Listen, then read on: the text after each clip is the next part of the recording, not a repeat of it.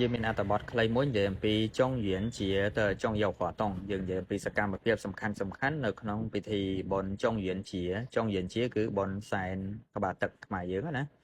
ចឹងក្នុងនេះមានគេនិយាយចុងយៀនជាទៅចុងយកខតងហិនតួវាអាចមានច្រើនតទៅនឹងសកម្មភាពប៉ុន្តែខ្ញុំចាប់អារម្មណ៍ទៅលើចំណុចមួយណាជី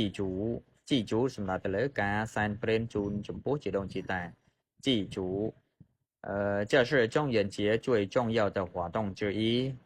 ការសែនព្រេនជូនចំពោះដូនជីតាហ្នឹងគឺជាសកម្មភាពសំខាន់មួយក្នុងចំណោមសកម្មភាពផ្សេងៗចឹងជានេះមានថាមួយក្នុងចំណោមណា重要活动គឺសកម្មភាពសំខាន់有很多家庭会准备食物មានគ្រួសារជាច្រើនរៀបចំត្រៀមនៅចំណីអាហារ水果等祭品នៅខាងនេះណាចឹងសំដៅលើផ្លែឈើអមជាមួយនឹងប្រដាប់ប្រដាសែនព្រេនផ្សេងណាជីភីន纪念祖先គឺដើម្បីនឹករលឹកទៅដល់ជីដូនជីតា祖先表达对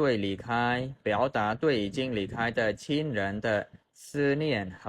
敬意សម្រាប់ទៅលើអត្ថន័យនៃការគោរព思念មាននឹករលឹកចឹងបង្ហាញអំពីការនឹករលឹកនិងការគោរពចំពោះញាតិមិត្តណាឈិនរ៉ិនញាតិមិត្តដែលបានចែកឋានទៅឬក៏ដែលបានឃ្លាតឆ្ងាយណា已经离开ចឹងបន្តទៀតចុងយៀនជាទៅក៏ចុងយកអត្តន័យសំខាន់នៅក្នុងអត្តន័យសំខាន់មួយនៅក្នុងចំណមួយសម្រាប់ពិធីបុណ្យចុងយៀនជាណាសែនក្បាលទឹកហ្នឹង就是记得គឺការចងចាំណា记得គឺចងចាំ记得我们的祖先ការចងចាំចំពោះជីដូនជីតាណាចងចាំជីដូនជីតារបស់ពួកយើង记得曾经陪伴过我们的亲人ចងចាំមនុស្សឬក៏ញាតិមិត្តដែលធ្លាប់កំដរពួកយើងណាភ័យប៉ានកំដរភ័យប៉ានក៏មិនតែឈិនរនមនុស្សឬក៏សាច់ញាតិដែលធ្លាប់កំដរពួកយើងនៅជាមួយពួកយើង也记得我们从哪里来ក៏ចងចាំផងដែរថាយើងគឺមកពីទីណានេះគឺជាចំណុចសំខាន់ទី1ហើយស្ដាប់ទៅគួរឲ្យចាប់អារម្មណ៍អញ្ចឹងពួកយើងអាចពិចារណាដោយខ្លួនឯងតកតងទៅនឹងពិធីបុណ្យ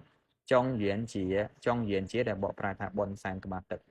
ហើយអានរឿងនិទានរៀនភាសាចិនដែលយើងមានរហូតដល់3ក្បាលក្នុងមួយក្បាលមានរហូតដល់30រឿងមានបកប្រែខ្មែរមាន pin in ហើយការបកប្រែយើងបកប្រែជាជួរណា3 4ជួរយើងបកប្រែម្ដងដោយបានបង្ហាញកម្រាស់លើសពី200ទំព័រក្នុងមួយក្បាលពួកយើងមាន30រឿងល្មមមកសំរុំឲ្យពួកយើងយកទៅអានខ្លួនឯងក៏បានអានឲ្យក្មេងៗស្ដាប់ក៏បានឲ្យក្មេងៗអានខ្លួនឯងក៏បានដោយសារយើងមានខ្មែរផងមានចិនផងក្មេងខ្លះគាត់នៅរៀងស្ទើជាមួយ pin in គាត់អាចរីករាយជាមួយនឹងការអានរឿងនិទានជាភាសាខ្មែរបន្ថែមដោយសារយើងមានបកប្រែខ្មែរស្រាប់អញ្ចឹងណាសៀវភៅរឿងនិទានបច្ចុប្បន្នគឺយើងមានសម្លេងសម្រាប់ឲ្យគ្នាយើងគាត់ស្ដាប់បន្ថែមទៀតពួកយើងអានក្នុងសៀវភៅផងពួកយើងយល់អំពីពាក្យហើយពួកយើងអាចស្ដាប់សម្លេងសាច់រឿងនិទានបន្ថែមដើម្បីជាជំនួយបន្ថែមទៅលើភាសាចិនរបស់គ្នាយើងអញ្ចឹងណា